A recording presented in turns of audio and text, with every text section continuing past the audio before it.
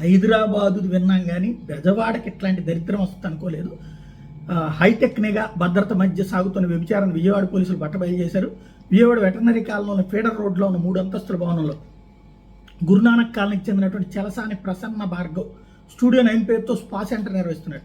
ఢిల్లీ, ఉత్తరప్రదేశ్, మధ్యప్రదేశ్కి చెందిన యువతల్ని ఉపాధి కల్పన పేరుతో తీసుకొచ్చి వాళ్ళతో విచారణ చేస్తున్నాడు. అయితే ఇక్కడ జరుగుతున్న వ్యవహారంలో హైదరాబాద్కి చెందిన యువకుడు స్టింగ్ ఆపరేషన్ చేసి పోలీస్ కమిషనర్కి వీడియోలు అందజేశాడు.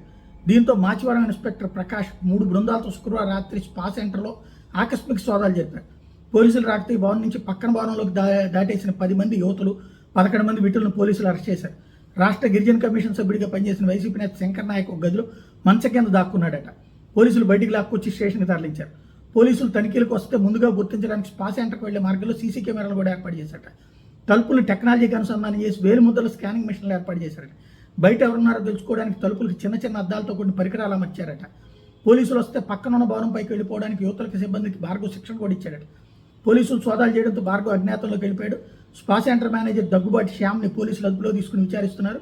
వీటిని ఆకర్షించడానికి ప్రత్యేకంగా మరో భవనంలో 3 యువతులతో కాల్ సెంటర్ కూడా నిర్వహిస్తున్నాడట.